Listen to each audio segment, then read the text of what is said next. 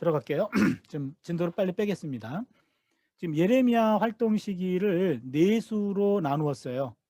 하나는 626년에서 622년까지 요시야 통치 기간입니다. 그 다음에 두 번째는 608년부터 597년 여호야김 통치 시대. 여호야김. 그 다음에 세 번째는 597에 587 1차 침공과 2차 침공 사이. 이때가 시디기야 통치 시기예요. 그 다음에 네 번째는 멸망 이후 이집트. 그렇게 네 수로 나눕니다. 그러면은 먼저 보시면 첫 번째 예레미야 초기 사역은 요시야 통치 기간과 맞물려요. 요시야는 639년에서 609년이라 그랬는데 여기에 622년. 지금 재밌는 거는 요시야가 종교 개혁을 시작했을 때 예레미야 사역이 잠시 중단돼요. 그게 미스테리입니다. 그리고 요시야가 전사하자 609년에 전사하자 608년부터 등장합니다. 그러면 622년부터 608년까지 약 14년 동안 요게 14년 맞죠? 예, 이게 예레미야의 동면이라 그래요. 겨울잠. 14년 동안의 침묵 기간이 있습니다. 그래서 10년 이상 침묵했습니다. 이거에 대해서는 많은 연구들이 있어요. 왜 침묵했냐? 요시야와 생각이 같아서 특별히 왕이 대대적으로 지금 국가적으로 일을 하고 있기 때문에 본인이 나서야 될 이유를 찾지 못해서 그는 침묵했을 것이다. 이런 이론도 있고 또 하나는 요시야에 대해서 반대했기 때문에 그가 침묵한 것이다. 요시야가 율법책을 발견했을 때 그때 예레미야를 찾지 않았고 여선지자 훌다를 찾았어요. 이 요시야하고 예레미야하고 같은 시대 때인데 둘이 만났다는 장면이 없어요. 서로에 대한 평가가 없어요. 아주 미스테리입니다. 둘이 어떤 관계였는가. 예. 그래서 지금 그 내용이 요시야 통치 기간의 내용이 1장부터 6장까지 내용에 반영되어 있다고 보는 겁니다. 그러니까 여러분 잘 들으세요. 1, 6장을 주석하시는 분들은 바로 요 시대에 해당하는 본문이구나. 그렇게 이해하시면 됩니다. 그 다음에 요거 아까 10년의 침묵 기간이 있었다 그랬죠. 그 개혁 이후에 예언자로서 공식적으로 등장할 만한 어떤 동기를 더 이상 찾지 못했던 것인가? 아까 제가 얘기했죠. 아니면 기다리거나 거부하면서 스스로 자제했던 것일까? 제가 아까 얘기했죠. 그렇죠? 요거는 논쟁이 되고 있습니다. 그 다음에 예레미야가 요시야 개혁의 신봉자들과 좋은 관계를 맺고 있기는 했습니다. 왜냐하면 예레미야 26장 24절을 보면은요. 여러분 성경 한번 보실까요? 예레미야 26장 24절 누가 한번 읽어주세요.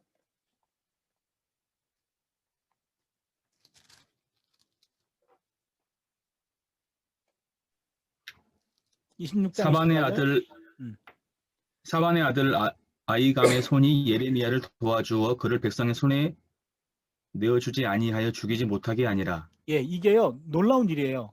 지금 예레미야 26장은 1절 보시면 유다 왕 요시야의 아들 여호야김이 다스리기 시작한 때에 야훼께로부터 이 말씀이 임하여 이르되, 여러분 거기 26장 옆에다가 608년이라고 적어주세요. 요시야 왕 다스리기 시작한 608년이에요. 608년에 성전 설교를 했는데 예레미야 그때 죽을 뻔했습니다. 그리고요 20절 한번 읽어주세요. 20절.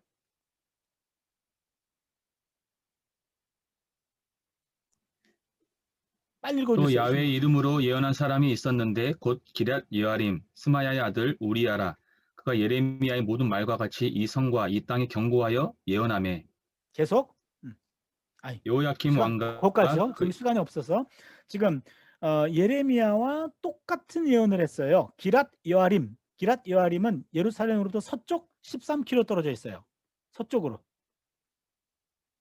거기에 기랏 여아림에서 동일한 예언을 한 우리아라는 예언자가 있는데 그 보복이 두려워서 21절을 보니까 이집트로 망명을 떠났어요. 정치 망명.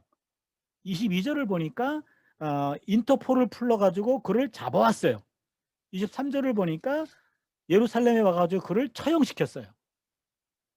근데 24절을 보니까 똑같은 예언을 했던 예레미야는 예루살렘에 있었지만 그는 도망가지도 않았고 처형당하지도 않았습니다. 누가 도와줬죠? 사반의 아들 아이감이라는 고위층에서 그를 보호해 준 겁니다.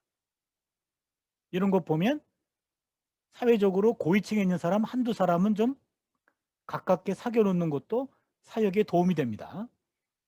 이때 요 사반의 아들 아히감이란 사람이 누구냐면 열왕기하 22장 12절 볼까요? 열왕기하 22장 12절.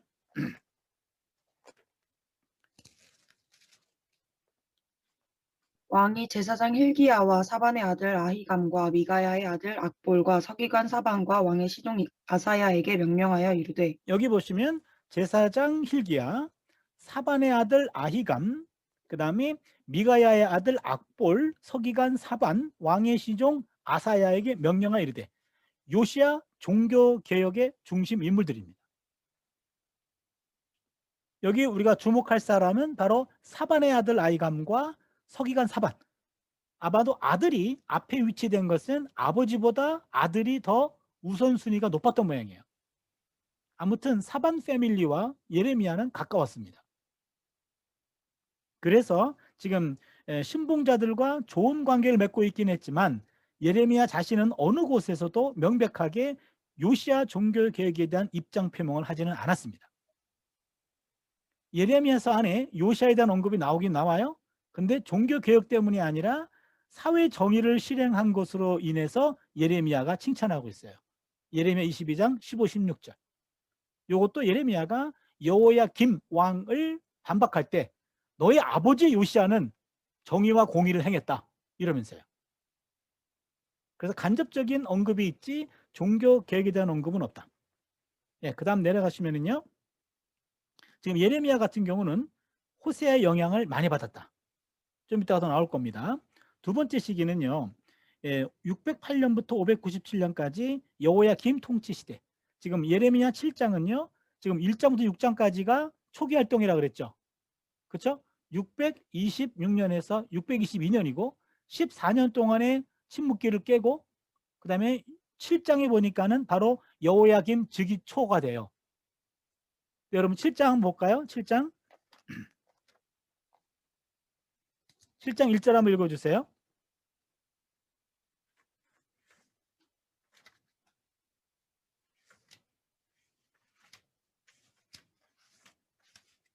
빨리 읽어주세요.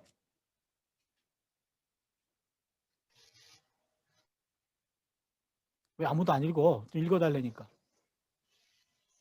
여호와께로부터 예레미야에게 말씀이 임하니라 이르시되 예, 여러분 7장에 보면은요. 7장은 아까 우리가 시문서라 그랬죠. 7장에서는 연대가 없어요. 내용상 2절을 보니까 너는 야훼의 집 문에 서서 이 말을 선포하여 이르기를 야훼께 예배하러 이 문으로 들어가는 유다 사람들아 야훼의 말씀을 들으라 하면서 성전 설교 내용이에요. 그래서 여러분 성경에다가 7장 옆에다가 608년이라고 적어두세요.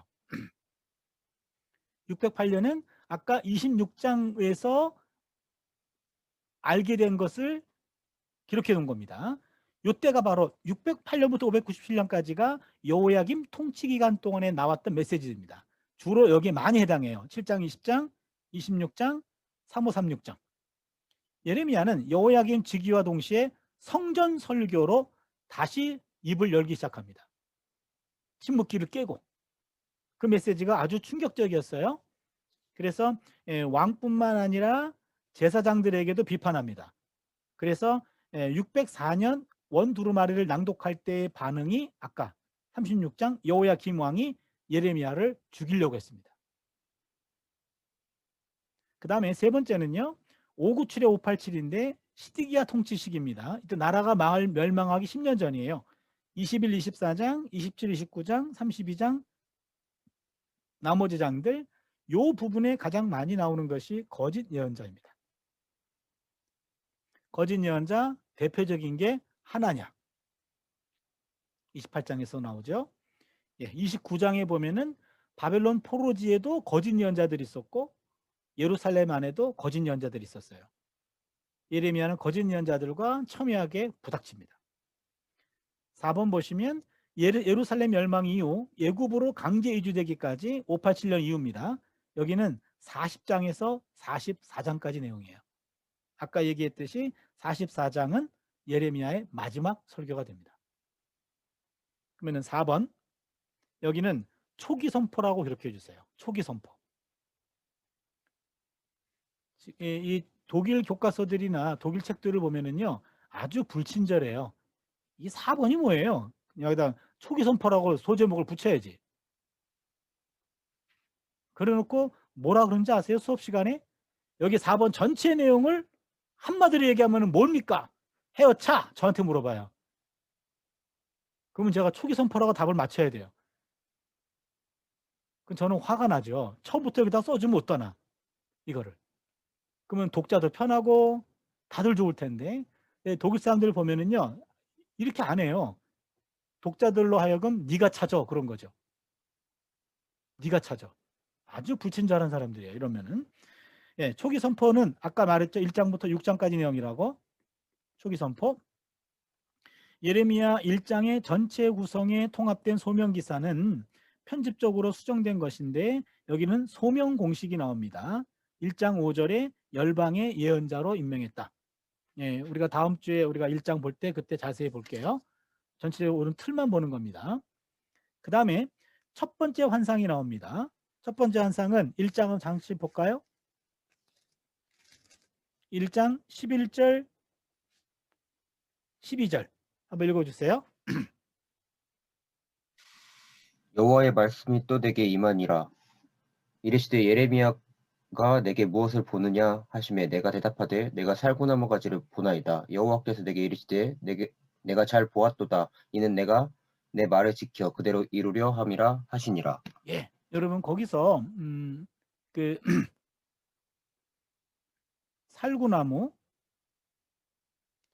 살구나무에 해당하는 것이 이게 샤케드입니다.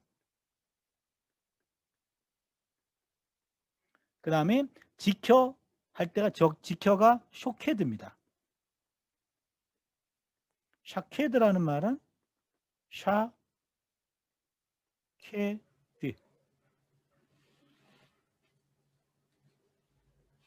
샤케드고 그 다음에 쇼케드라는 말은 쇼케드. 여러분 모음이 다르죠? 모음. 여기 있는 요거 샤케드하고 쇼케드하고 샤케드 쇼케드 살구나무를 보여주면서 내 말을 지키겠다 이 말이에요. 이게 언어 유희 환상입니다. 그래서 하나님이 쇼케드 야 내가 샤케드를 봅니다. 그래 내가 한 말은 반드시 쇼케드 하겠다. 내가 심판을 예언한 것 그대로 성취할 것이다.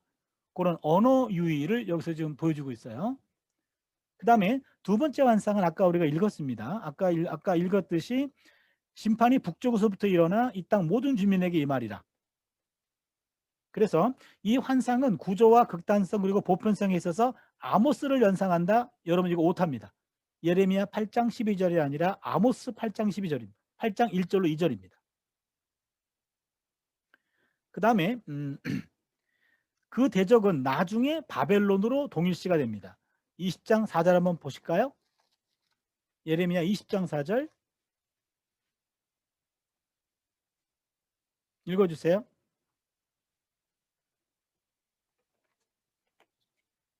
읽어주세요. 여호와께서 이와 같이 말씀하시되 보라 내가 너와 내 모든 친구에게 두려움이 되게 하리니 그들이 그들의 원수들의 칼에 엎드러질 것이요 내 눈은 그것을 볼 것이며 내가 온 유다를 바벨론 왕의 손에 넘기리니 그가 그들을 사로잡아 바벨론으로 옮겨 칼로 죽이리라. 바벨론 동그라미 해주시고 처음으로 포로지가 언급이 됩니다. 예레미야서 안에서 처음으로 포로지가 바벨론으로 언급이 돼요. 그래서 대적이 바벨론으로 동일시되는 것이 20장에 가가지고 나온다 그 말이에요. 그 이전에는 언급이 없었습니다. 그 다음에 다음 문단 봐주시면 사회적인 고발이 예레미야에게도 없지는 않다. 그러나 적어도 1계명과 2계명의 위반에 대한 고발이 활동 초기 단계에서는 지배적이었다. 활동 초기라고 하면 항상 여러분 기억해 주세요. 1장부터 6장기입니다. 627년 혹은 6년에서 622년까지 여기가 초기인데 이때 주로 1계명과 2계명이 지배적인 고발이었습니다. 그리고는요. 예레미야 선포 가운데 넘버링 해주세요. 1번 하나님과 백성의 관계를 결혼으로 묘사했다. 2번 광야 체류를 농경지 진입 이후부터 야기된 타락 이전의 조화의 시기로 묘사했다. 2번 3번 이방신의 숭배 4번 형상 숭배 비판 5번 바알 예배와 바알 제의 비난 요 5가지는 다 호세아에게서 온 겁니다. 하나님과 이스라엘의 관계를 부부관계로 이해한 최초의 예언자가 호세아예요. 그렇죠? 그 예레미야 2장 2절 한번 읽어주세요. 2장 2절. 가서 예루살렘의 귀에 외칠지니라. 여호와께서 이와 같이 말씀하시기를 내가 너를 위하여 내 청년 때의 이 내와 내 신혼 때의 사랑을 기억하노니 곧 씨를 뿌리지 못하는 땅 그 광야에서 나를 따랐음이니라. 예, 여기 보시면 신혼이라고 표현했고 나를 따랐다. 하나님과 이스라엘의 관계를 신혼으로 표현했어요. 결혼 관계로 표현했고 광야 시대를 조화로운 시기로 이해했습니다. 광야 시대 때는 우리가 관계가 좋았지. 우리가 허니문 관계였지. 그 얘기죠. 그게 호세아하고 예레미야하고 일치하는 겁니다. 예레미야는 호세아의 광야 신학을 받아들인 거죠. 그리고는요. 이스라엘 사람들이 신의가 없다, 부정하다, 하나님을 버렸다, 잊어버렸다라는 것도 호세아에게서 온 겁니다. 내 백성이 2가지 악을 행하였는데 생수의 근원이 되는 나를 버린 것과 스스로 웅덩이를 팠는데 물을 젖죽지 못할 터진 웅덩이니라. 하나님을 배신한 것과 바알을 숭배하는 것, 그것이 나를 배반한 것이다. 그리고는요, 인간의 죄에 대한 예레미야는 인간의 죄에 대한 통찰의 극단성조차도 호세아와 공통적입니다. 네가 잿물로 스스로 씻으며 수단 비누를 쓸지라도 내 죄악이 오히려 내가 그저 있으니. 이것도 호세아에게서 온 인간의 죄는 씻을 수가 없다라는 것과 같습니다. 그리고 악은 인간에게 제2의 본성이 되었다. 결코 인간은 탈피할 수 없다. 요 13장 23절 구수인이 그 피부를 표범이 그 반점을 바꿀 수 있느뇨? 그게 익숙할진데 악에 익숙한 너희도 선을 행할 수 있으리라. 그 내용이 바로 인간은 죄악성이 악은 인간의 제2본성이 되었다. 예, 이런 것들도 지금 상당히 호세의 영향을 많이 받은 걸로 봅니다. 예, 그 다음에 예루살렘의 큰 대로와 시장에서 정의를 행하는 사람을 찾는 것은 헛되다. 백성의 정화도 아무런 효과가 없다. 하면서 지금 초기 선포에 와가지고는 상당히 지금 레디컬한 그런 내용들이 보이는데요. 여기서 하나 정리할 것이 지금 회개 촉구 부분입니다. 회개 촉구. 지금 회개 촉구가 여기저기 나오고 있는데요. 이렇게 되면은 우리가 지난번에 예언 선포의 의도에서 예언자들은 회개 촉구자가 아니고 사회개혁가가 아니고 임박한 심판의 미래를 선포하는 자들이었다. 그렇게 했잖아요. 그렇죠? 저도 그거는 8세기 때는 그게 확실합니다. 그게 과연 7세기 때도 유효하냐? 7세기의 대표적인 예언자가 예레미야인데 회개 촉구가 나오더라 그런 말이에요. 이거 어떻게 이해할 것인가? 그 문제인데요. 심판 메시지의 틀 안에서 회개를 끌어내려는 의도는 운문 본문 안에서는 한 번밖에 나오지 않는다. 운문이라는 것은 예레미야가 직접 한 예언을 얘기합니다. 23장 22절 한번 볼까요? 23장 22절 읽어주세요. 그들이 만일 나의 회의에 참여하였더라면 내 백성에게 내 말을 들려서 그들을 악한 길과 악한 행위에서 돌이키게 하였으리. 예. 요 말이 지금 유일하게 운문에서 운문 본문 가운데 지금 회개에 관한 내용이 나오는 유일한 본문이에요. 악한 길과 악한 행위에서 돌이키게 하였으리라. 그런데 그 본문은 첨가된 것인지에 대한 논란이 심합니다. 첨가 본문. 의심이 되는 본문이에요. 그거 하나가. 이 한 본문이 전혀 의심이 되지 않는 본문이라면 예레미야는 회개 촉구를 했다라고 결론을 줘야 돼요. 그런데 그것이 논란이 된다. 이미 이전 예언자들처럼 회개 촉구는 더 이상 구원의 가능성을 약속하는 것이 아니라 오히려 이스라엘이 결코 돌이키지 않을 것이라는 고발을 보조하는 것이다. 8장 4절 한번 볼까요?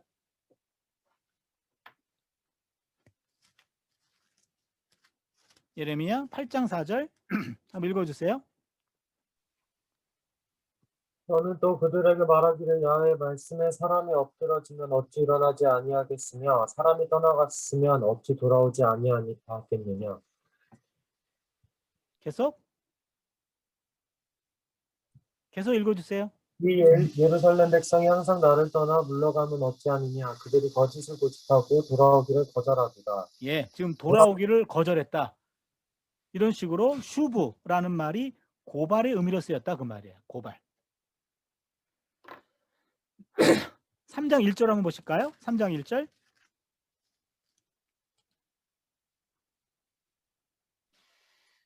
그들이 말하기를 가령 사람의 그의 아내를 버림으로 그가 그에게 떠나 타인의 아내가 된다 하자 남편이 그를 다시 받겠느냐. 그리하면 이 땅이 크게 더러워지지 아니하겠느냐 하느니라. 내가 많은 무리와 행음하고서도 내게로 돌아오려느냐. 야훼의 말씀이니라. 예, 돌아올 수 없다. 그런 얘기입니다. 고발입니다. 이 같은 비평적 판단은 일반적으로 권고의 말로도 해당한다. 그러나 회개 촉구를 포함하고 있는 권고의 말은 구원 메시지 틀 안에서 전적으로 다른 기능을 갖고 있다. 다른 기능이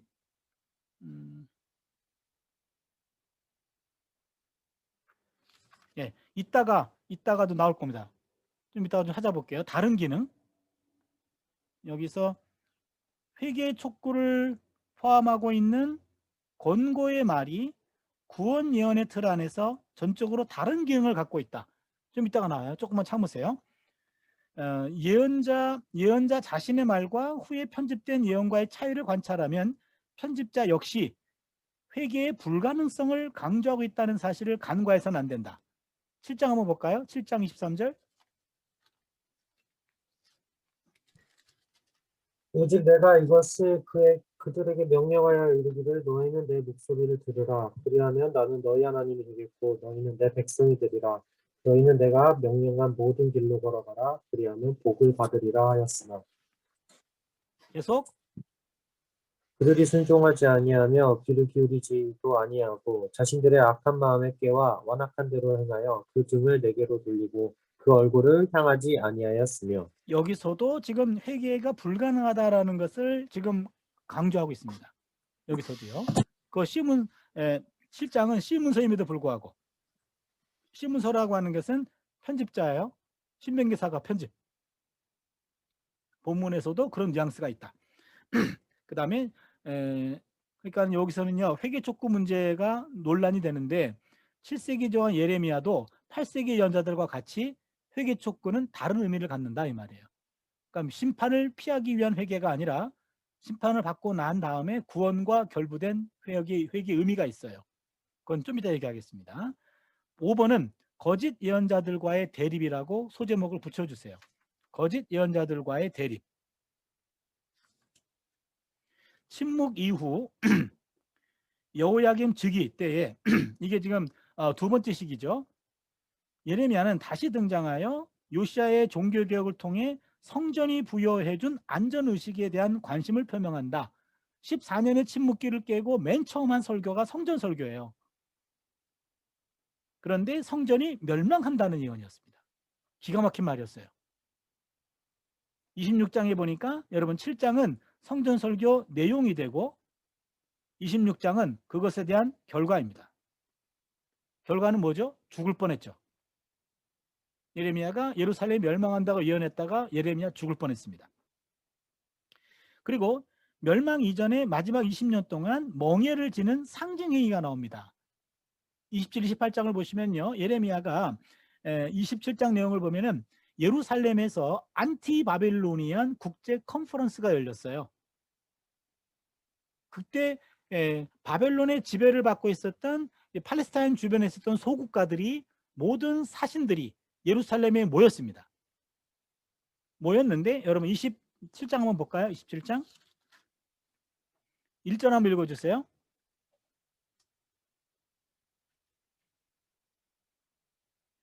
빨리 읽어주세요. 27장. 유다의 왕 요시아의 아들 여호와김이 다스리기 시작할 때에 여호와께서 말씀으로 예레미야에게 임하시니라. 계속. 여호와께서 이와 같이 내게 말씀하시되 너는 줄과 멍에를 만들어 내 목에 걸고 계속이요. 별력이 없으면. 유다의 왕 시드기야를 보러 예루살렘에 온 사신들의 손에도 그것을 주어 에돔의 왕과 모압의 왕과 암몬 자손의 왕과 두로의 왕과 시돈의 왕에게 보내며 그들에게 명령하여 그들의 주에게 말하게 하기를 만군의 여호와 이스라엘의 하나님께서 이와 같이 말씀하시되 너희는 너희의 주에게 이같이 전하라. 나는 내 큰 능력과 나의 쳐든 팔로 땅과 지상에 있는 사람과 짐승들을 만들고 내가 보기에 옳은 사람에게 그것을 주었노라.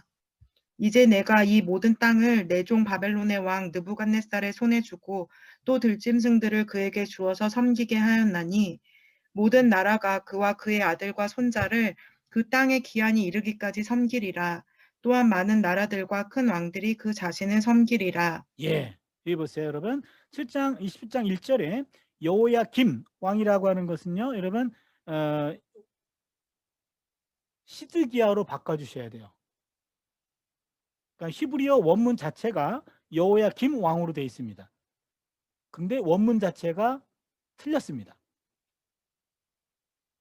잘못 기록됐어요. 지금 정확하게 표현하면 3절을 보니까 시드기야 왕이에요. 시드기야. 시드기야 때 3절을 보면 예루살렘에 온 사신들의 손에도 그것을 주어 에돔, 모압, 암몬, 두로 왕과 시돈 왕에게 멍에를 보내라 이 말입니다. 이 사람들이 예루살렘에 지금 안티 바빌로니안 동맹 연합 전선을 구축하기 위해서 예루살렘에 모였던 거예요. 국제 그 대사들의 모임이죠. 그 한복판에 나타나 가지고 멍에를 메고 나타난 거예요. 그러면서 안티 바빌로니안 동맹은 실패할 것이며 우리는 하나님이 내종 바벨론의 왕이라 그랬어요. 기가 막힌 말이죠. 하나님이 내종 바벨론의 왕을 통해서 너희들을 지배할 것이다. 너희들은 7절을 보니까 그와 아들과 손자 3대를 언급합니다. 3대. 적어도 70년은 그들의 지배를 받아라. 이게 하나님의 뜻이다. 이렇게 얘기한 겁니다. 바로 그게 멍에를 지는 상징 행위와 함께 바벨론 세력에 복종할 것을 재촉했다. 이는 야훼는 바벨론에게 세계 통치와 애굽에 대한 통치도 위탁하셨다. 이때입니다. 이때 339 봐주시면은요. 두 번째 문단에 예언자와 대적자들 간의 논쟁이 치열해집니다. 예레미야는 이른바 구원 예언자들이나 혹은 거짓 예언자들과 의견 대립을 보입니다. 여러분 우리말 히브리어 성경에는 거짓 예언자란 말이 없어요. 다 그냥 예언자로 나옵니다. 근데 헬라어 성경에서는 그때그때마다 문맥에 따라서 거짓이란 말을 집어넣었어요. 히브리어 성경은 없습니다. 구원과 평화의 시대, 은혜와 긍휼의 시대, 더욱이 중보의 시대는 이미 지나갔다라고 말해요. 여러분 예레미야서를 보면은요. 끊임없이 하나님은 예레미야의 중보 기도를 금지합니다. 이 나라를 위해 기도하지 말라고 얘기해요. 이미 하나님의 심판은 결정됐다라고 이야기합니다. 이 상황에 직면의 구원 메시지는 희망사항이나 거짓이며 꿈에서만 나올 뿐이지 결코 하나님 입에서 나온 말씀은 아닙니다. 그래서 지금 예레미야는 자신의 심판 선포가 정당함을 입증하고자 싸우고 있습니다. 그게 23장에 나오는 거짓 예언자와 참 예언자의 기준 논쟁이에요. 나는 이 예언자를 보내지 아니했으나 그들은 달리고 있다. 이 말이요. 근데 백성 전체를 향한 극단적 심판의 위협이 진리 기준은 아니고 그냥 구별 기준은 됩니다. 정확히 얘기하면 참 예언과 거짓 예언에 대한 그 시대 사람들은 정확한 구분을 할 수가 없습니다. 그냥 결단을 해야 돼요. 객관적인 기준이 있어가지고 하는 것이 아니라 예레미야를 택할 것인지 하느냐를 택할 것인지 결단해야 돼요. 6번입니다. 고백들. 이전 예언서들에서는 아주 예외적이었던 화법이 예레미야서에 등장하는데 그건 뭐냐면 하나님과의 대화, 탄원입니다. 아, 슬프고 아프다. 내 마음속이 아프고 내 마음이 답답하여 잠잠할 수 없으니 나의 심령이 나팔 소리와 전쟁의 경보를 들음이로다. 평화의 시기에 전쟁 소리가 들려옵니다. 예레미야에게는. 예레미야는 상당히 예민했던 사람이었던 것으로 보여요. 그래서 예레미야는 하나님 앞에 고백합니다. 이 고백들은 보다 엄격하고 훨씬 더 공식적인 언어를 사용함으로써 예레미야가 느낀 그의 메시지 영향을 다음과 같이 증인한다. 뭐 말씀 때문에 하나님으로 인해가지고 내 인생이 완전히 망가졌습니다. 그런 고백이에요. 고립되었다. 외롭게 되었다. 그 내용입니다. 나중에는요. 20장 7절을 보니까 하나님 당신은 나를 속였고 나는 속았습니다. 당신은 나보다 너무 강하사 나를 이겼습니다. 내가 넘어갔습니다. 그래서 내가 왜 태어나가지고 이런 꼴을 보느냐 하면서 자기 생일을 저주하기도 합니다. 예레미야의 탄원이에요. 나중에 예레미야 탄원 본문할 때 그때 보도록 하겠습니다. 7번째 마지막인데요. 7번째 제목을 구원 예언들로 해주세요. 예레미야서에 나오는 구원 예언들이 진정성에 있어서 논란이 되는데 그러나 예레미야는 구원의 메시지를 했다고 봅니다. 여러분 32장 무슨 내용인지 기억하십니까? 32장 아나도스에 있는 땅을 매입합니다. 나라가 망하기 직전인데 땅을 사요. 이거는 나라가 망하기 직전에 땅을 사서 부동산 투기해야 된다. 이거 아니죠? 그렇죠? 상징행위입니다. 곧 우리는 심판은 임하지만 심판 이후에 우린 돌아올 것이다. 우리 땅을 다시 회복할 것이다. 라는 것을 보여주는 일종의 상징행위예요. 그리고 29장에 보면은 바벨론 포로로 끌려간 사람들에게 바로 하나님이 그들을 용서하시겠다는 얘기 나와요. 하나님을 찾으라고 얘기하고 기도하라고 얘기해요. 예레미야서 안에서 기도하라고 하는 내용은 상당히 중요합니다. 왜냐하면 계속해서 예레미야의 중보기도를 하나님이 금지시켰어요. 너 기도하지 말어. 기도하지 말라니까. 하지 말라니까. 이런 식으로요. 그랬다가 29장 보실까요? 29장 7절 한번 읽어주세요. 7절.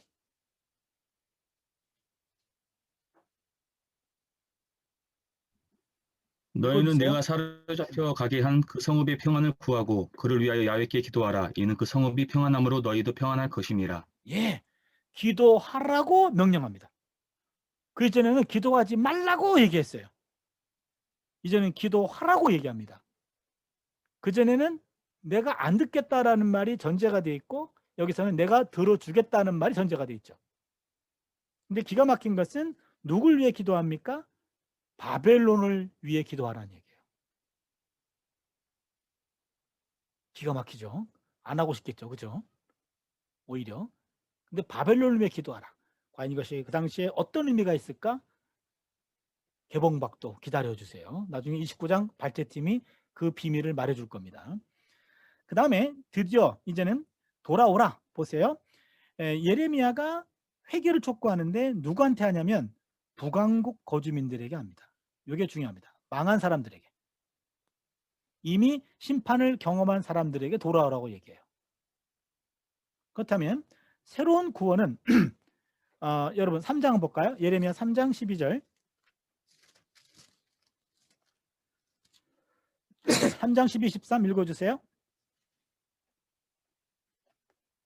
너는 가서 북을 향하여 이 말을 선포하여 이르라. 여호와께서 이르시되 배역한 이스라엘아 돌아오라. 나의 노한 얼굴을 너희에게로 향하지 아니하리라. 나는 긍휼이 있는 자라 노를 한없이 품지 아니하느니라. 여호와의 말씀이니라. 너는 오직 내 죄를 자복하라. 이는 내 하나님 여호와를 배반하고 내 길로 달려 이방인들에게로 나아가 모든 푸른 나무 아래로 가서 내 목소리를 듣지 아니하였음이라. 여호와의 말씀이니라. 잘 들으세요. 여러분 거기 12절에 너는 가서 북을 향하여, 북쪽 사람입니다. 이미 100년 전쯤에 아시리아에 의해 가지고 멸망을 경험한 북쪽 사람들을 향해 가지고는 돌아오라고 얘기합니다. 돌아오라고 얘기하는데, 왜냐하면 나는 긍휼이 있는 자라 노를 한없이 품지 아니하느니라 하면서 이제는 너를 내 죄를 자복하라 이렇게 얘기해요.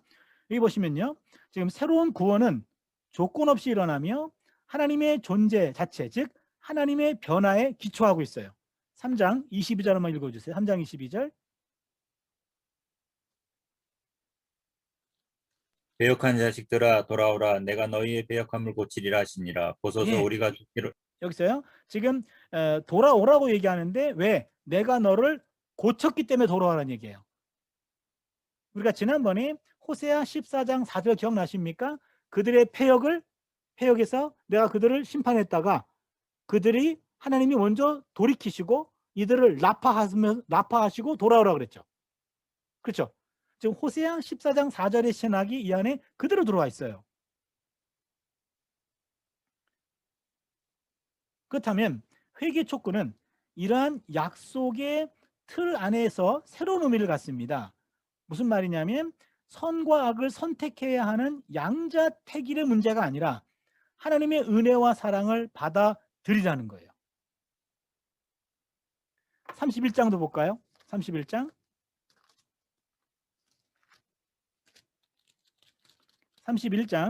18절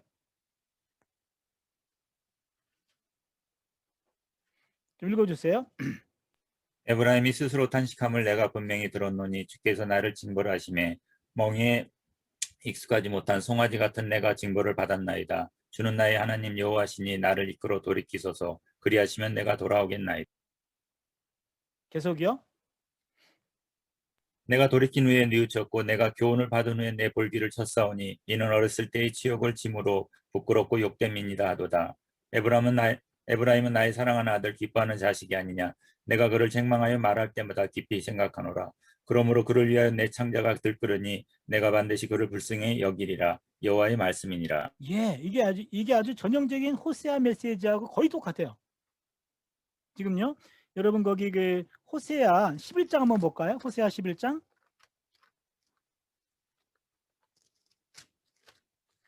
호세아 11장이 하나님의 내면의 갈등이 가장 리얼하게 기록된 본문이에요. 호세아 11장 8절. 에브라임이여 내가 어찌 너를 놓겠느냐. 이스라엘이여 내가 어찌 너를 버리겠느냐. 내가 어찌 너를 아드마같이 놓겠느냐. 어찌 너를 스보임같이 두겠느냐. 내 마음이 내 속에서 돌이켜 나의 긍휼이 온전히 불붙듯하도다. 내가 나의 맹렬한 진노를 나타내지 아니하며 내가 다시는 에브라임을 멸하지 아니하리니 이는 내가 하나님이요 사람이 아님이라. 네 가운데 있는 거룩한 이니 진노함으로 내게 임하지 아니하리라. 하나님이 심판에서 구원으로 넘어갈 때 하나님의 내적 갈등이 있었어요. 하나님의 여러분 거기 긍휼 동그라미 해주세요. 9절에 진노 동그라미 해주세요. 하나님의 긍휼과 하나님의 진노 간에 서로 갈등 관계에 있는 겁니다. 객관적으로 한다면은 하나님의 진노가 맞아요. 근데 하나님의 긍휼의 마음이 더 커서 진노를 압도합니다. 그래서 그들을 용서하시는 거예요. 그렇다면은 다시 예레미야 31장으로 넘어오시면은요, 저기 18절에 에브라임이 스스로 탄식함을 내가 분명히 들었노니 주는 나의 하나님 야훼시니 나를 이끌러 돌이키소서 그리하시면 내가 돌아오겠나이다. 하나님이 회개가 가능하도록 고치셔야지만 회개할 수 있어요. 회개도 하나님의 은혜입니다. 그래서 심판 다음에 그들을 돌이키라고 하는 것은 심판을 피하라는 것이 아니라 하나님의 은혜와 사랑을 받아들이라는 거예요. 그게 회개입니다. 하나님의 은혜를 내가 수용하는 게 회개입니다. 예레미야가 북왕국에 대한 그의 메시지에서 이미 심판을 경험한 사람들에게 구원을 약속했던 것처럼 유다 예루살렘에 대해서도 오직 심판 중에 혹은 심판 이후에만 구원을 통고했습니다. 야훼는 예루살렘에 남아있는 자들이 아니라 바벨론 포로로 유배된 자들에게 자비롭게 보이셨습니다.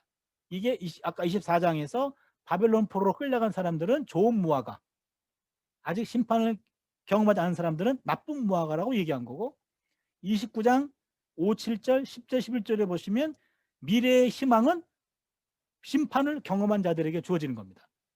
심판 이후에 하나님의 사랑을 받아들이는 것, 그게 회개다라는 말입니다. 맨 마지막에 23장 5, 6절에 보시면 메시아 예언이 나와요. 이것은 아주 희미하게만 언급되고 있습니다. 역사적으로 후대에 이르기까지 새 언약에 영향을 미치는 것이 새 언약입니다. 새 언약은 결코 예레미야로부터 직접 연유된 것은 아니지만 이것은 예레미야의 사상을 반영하고 있다. 그런 내용으로 지금 끝을 내고 있습니다. 처음에는 문서 예언이란 무엇인가 그거 공부했죠. 그다음에 두 번째는 예언서 연구사를 공부했어요. 예언과 어떤 오경과의 관계를 중심으로 해가지고 예언자들은 과거의 전승을 의존하고 있지만 하나님이 주신 메시지에 의해 가지고 전승들을 재해석했다라는 폰나트의 견해를 우리가 수용하기로 했고, 예언 선포의 의도에 대해서도 공부했고, 우리가요 예언 선포의 의도는 사회 개혁도 아니고 회개 촉구도 아니고 바로 임박한 하나님의 심판을 알리는 것이었다. 하나님의 심판을 통해서 하나님은 이스라엘을 버리심이 아니라 이스라엘을 향한 새로운 계획이 있으시다. 그걸 보여준 것이다. 그리고 우리가 지난 그 다음번에는 예언 양식을 공부했습니다. 그리고 오늘은 예레미야에 대한 대략적인 큰 숲을 봤습니다. 네, 빠이빠이. 수고했습니다.